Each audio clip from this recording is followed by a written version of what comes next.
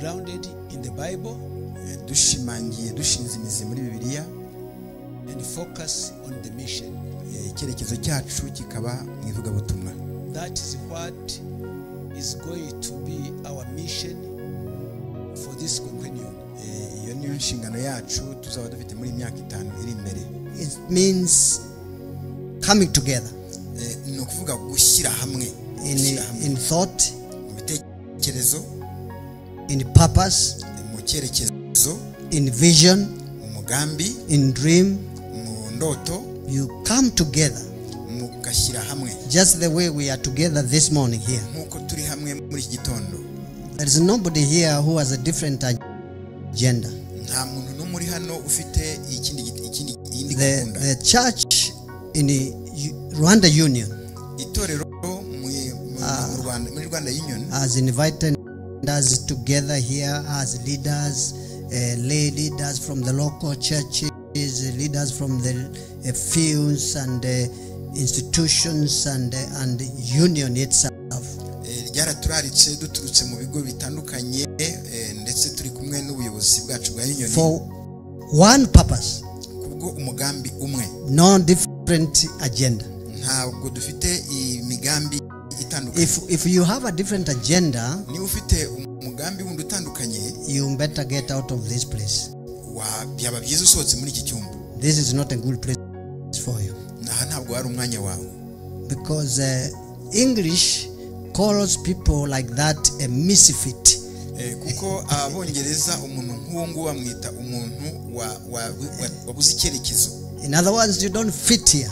Ntabwo mbese aho ntabwo uri ahantu udakwiriye. Don't get into a place where people are looking one direction, but for you, you are looking this side. Ntukabe ahantu abantu bamwe bareba icyerekezo kimwe, That wowe place- ukareba ikindi cyerekezo. That place becomes dangerous for you.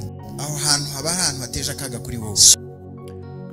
Reka nongere mbasuhuze kandi mbifurize kugira ibihe byiza mwe muri ko twumva mu bice bigiye bitandukanye by'u Rwanda, mutwumviramo amajyepfo, amajyaruguru, iburasirazuba, iburengera bwaryo ndetse n'umujyi wa Kigali. Tubahaye ikaze kandi namwe mwese mudukurikira muri Irwota Amasimbi. Imana ikomeze kubaha umugisha, nago twakirengagiza abahitamo kubana natwe batishimye, ubuzima bwo butameze neza, abafite ibibazo n'ingorane zigiye zitandukanye, namwe mukomeze kwihangana. Yego hari igihe ikigeragezo kikubana ikigeragezo ukumva gusenga nta nicyo bikumariye, ariko jya ukomeza usenge kandi jya ukomeze kwihangana. Mbahaye ikaze cyane, njye ubaha ikaze nk'uko nsanzwe mbibabwira kenshi. Nitwa mwene So Theophile Byukusenge. Murabizi neza ko guhera mu kwezi kwa 7 k'umwaka wa 2025 itorero ry'Abadiventiste b'umunsi wa 7 ku isi hose amaso ryari hanze muri Leta Zunze Ubumwe za Amerika, St. Louis, ahari kubera amatora cyangwa se inama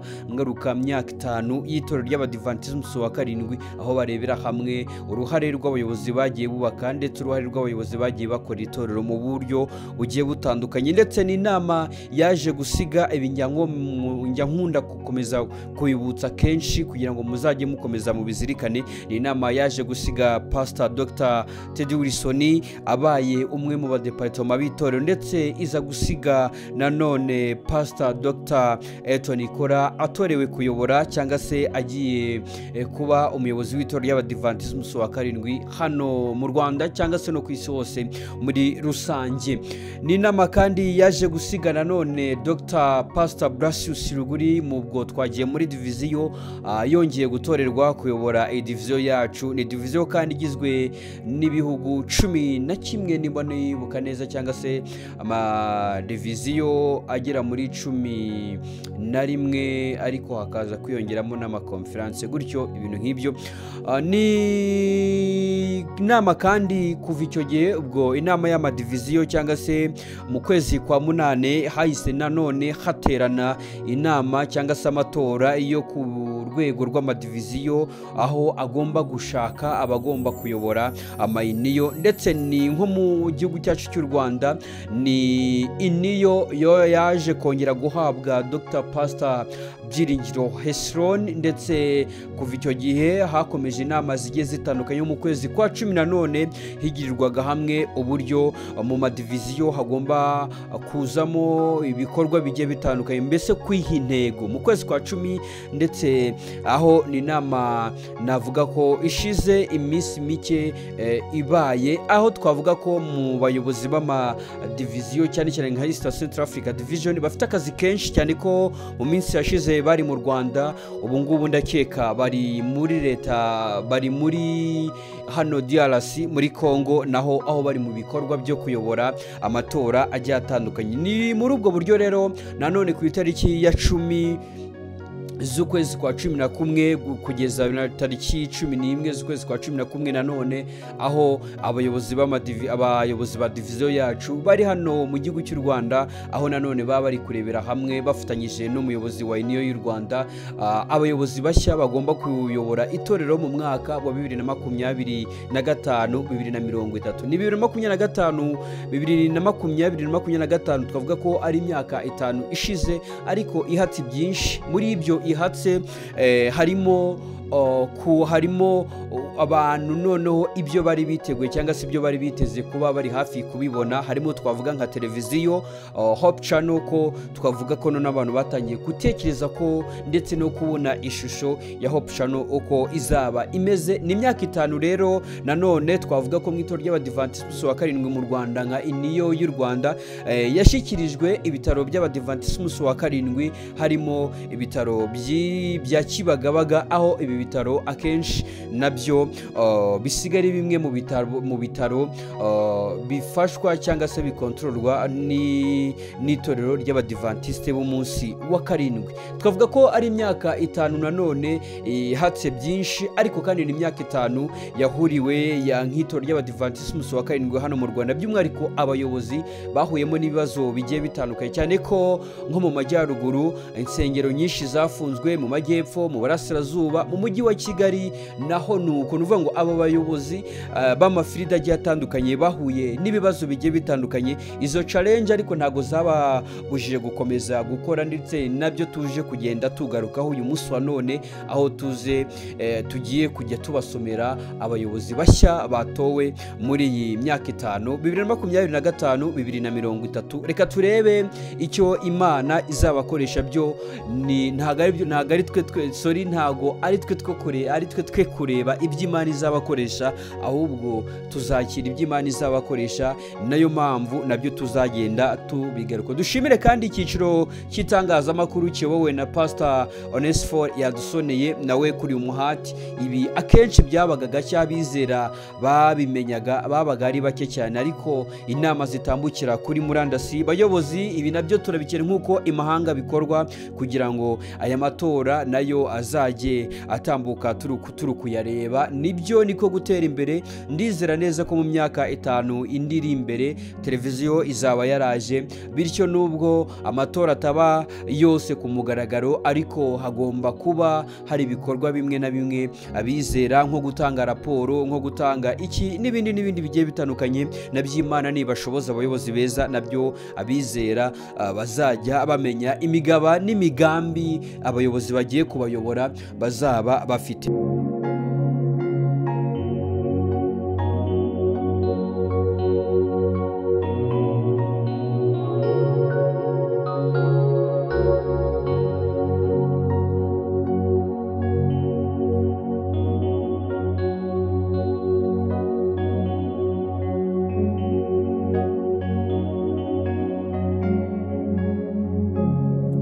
Reka ngusuze kandi ngo ikaze, by'umwihariko nkugezeho ibyaranze inama yateranye kwa 11 z'ukwezi kwa 11 nanone 2025. Inama isoza umwaka w'itorero ry'Abadiventiste umunsi wa karindwi mu Rwanda yasoje imirimo yayo. Inama imara iminsi 2 yaberaga ku cyicaro gikuru cy'itorero ry'Abadiventiste umunsi wa karindwi mu Rwanda yasoje imirimo yayo none ku itariki ya 11 z'ukwezi kwa 11 2025. Ni inama yitabiriwe n'abayobozi bagiye batandukanye, by'umwihariko Dr. Pastor Blasius Ruguri, umuyobozi mukuru w'itorero ry'Abadiventiste umunsi wa karindwi mu karere u Rwanda ruherereyemo ka Afurika y'Iburasirazuba no hagati. Pastor Ruguri yari kumwe n'umunyamabanga nshingwabikorwa wa diviziyo Pastor Moses Maka Ndimukika ndetse n'umubitsi wa diviziyo Pastor Yohannes Orana. Yari kumwe kandi n'umuyobozi uhuza ibikorwa bya diviziyo General Fields Secretary ariwe Kiuma, hamwe n'umubitsi wungirije muri diviziyo Bwana Eliezer Kibura ndetse n'abandi muri field bagiye mu bandi bayobozi ba field zose za Union y'u Rwanda bagiye batandukanye. Inama kandi iba irimo abarayiki bavuye muri buri field bahagarariye abizera muri rusange. Inama isoza umwaka mu itorero ry'Abadiventiste umunsi wa karindwi. Ni inama yiga cyane ku buzima bw'itorero muri rusange, barebera hamwe uko umurimo wagenze mu mwaka ushize ndetse bafata ingamba z'umurimo mu mwaka ukurikiyeho. Mu ijambo ry'Imana umuyobozi wa diviziyo yagejeje ku bari bitabiriye inama ku munsi wa mbere, aho yibukije abizera cyangwa se yibukije buri wese inshingano ze, aho yagize ati: buri mwizera wese akwiriye kugira uruhare rugaragara mu gushyira mu bikorwa umurimo wo kuvuga ubutumwa, ndetse itorero ryahamagariwe gukora nk'uko riri muri Matayo igice cya 28 umurongo wa 19 n'uwa 20.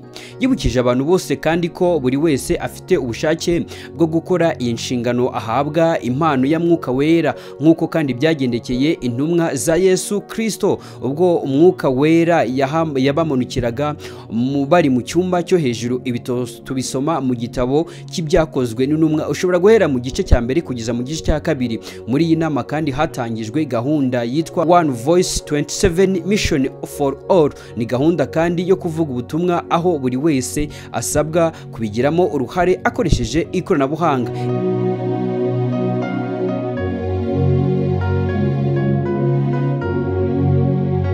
Aho iyi gahunda kandi ireba amatorero yose uhereye ku itorero ry'ibanze. Abitabiriye inama kandi baganiriye kuri gahunda ya diviziyo, aho bagomba kubwiriza ubutumwa bwiza mu kiswe Ground in the Bible and Focused on the Mission. Ugenekereje mu Kinyarwanda ni ukuvuga ngo gushinga imizi kuri Bibiliya hagamijwe umurimo w'Imana. Imvugo itomoye neza y'Ikinyarwanda izatangazwa vuba. Ibyiciro kandi byose byasabwe gukorera hamwe biganisha ku kuvuga ubutumwa mu myaka 5 iri imbere uhereye muri 2026 2030. Buri mwizera arasabwa kubwiriza ubutumwa umurimo umuntu umwe nibura muri iyo myaka 5. Dr. Pastor Byiringiro Hesron, umuyobozi w'itorero ry'Abadiventiste umunsi wa karindwi mu Rwanda, yashimiye kandi abitabiriye iyi nama bose, abarayiki, abapasitoro, abizera ku ruhare kandi bagira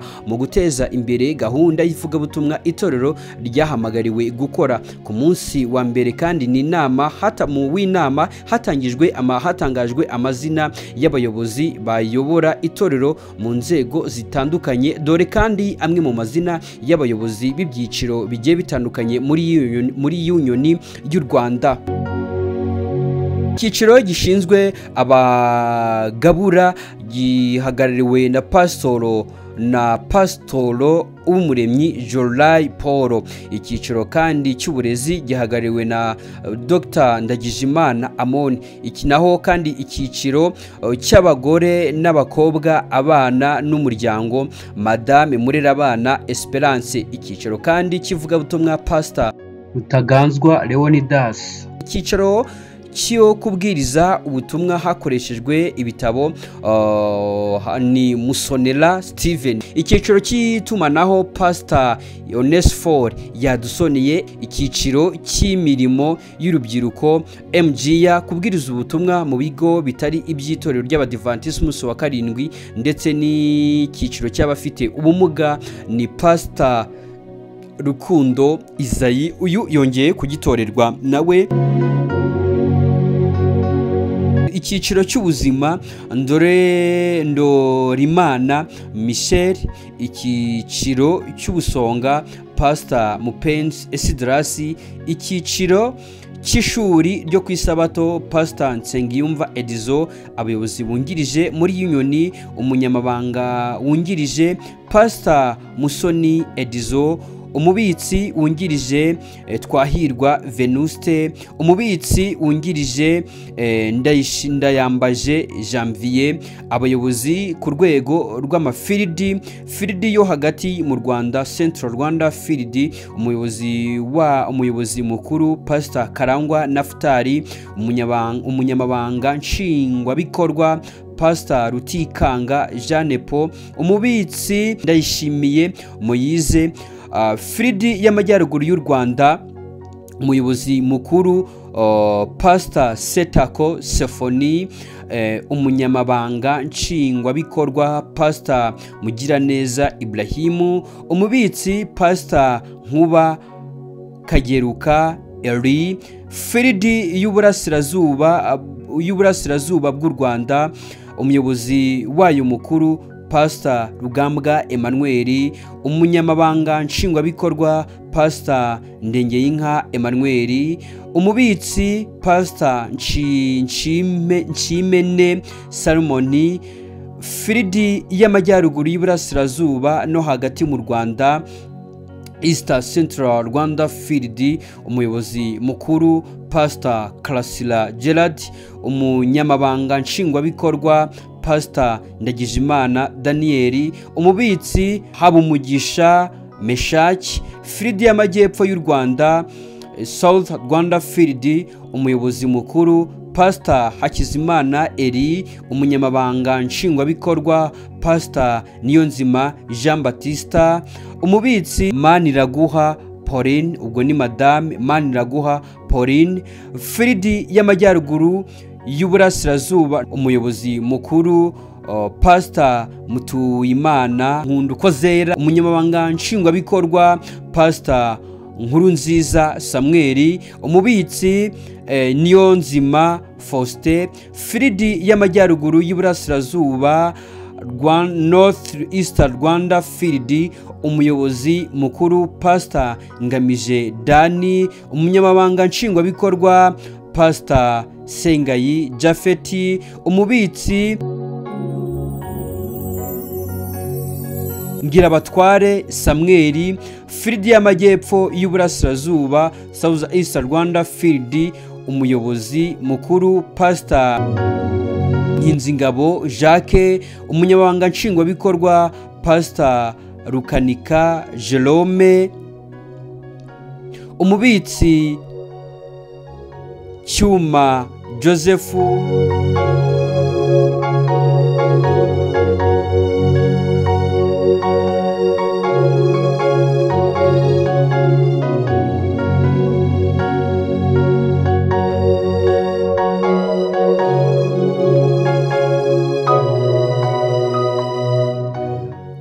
abari mu nama kandi bashimiye ikigo gishinzwe imirimo ifitiye igihugu akamaro RURA cyahaye itorero ry'Abadiventisi umunsi wa karindwi mu Rwanda icyemezo cyo gutangira kubaka studio ya televiziyo izaba yitwa Hope Channel Rwanda. Nyuma y'iyi nama kandi yabereye ku cyicaro gikuru cy'itorero ry'Abadiventisi umunsi wa karindwi Rwanda Union Mission, hazakurikiraho inama nk'izi zizabera muri buri Field na buri kigo gishamikiye ku itorero uhereye ku itariki ya 17 z'ukwezi kwa 11 2025 by Pastor Onesphore Yadusoneye ishinzwe ikiciro cy'itumanaho mu itorero ry'Abadiventiste b'umunsi wa karindwi. Imana y'amahoro ikomeze kubana namwe bayobozi mwatowe, tubifurije imigisha n'amahirwe mu byo muzakora. Bayobozi mwatowe tubifurije ndetse guhirwa mu byo muzerekezaho umutima n'amaboko byose. Imana izabane namwe kandi Uwiteka azadushoboza. And this one is going to be in any church. Kandi ibi bizaba muri buri torero.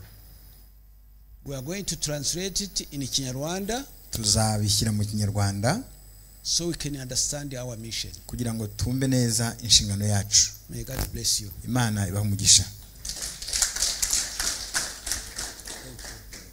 Kwiringira TV, ubutumwa bwiza kuri benshi, gukizwa kwa benshi. Matayo 24 umurongo wa 14.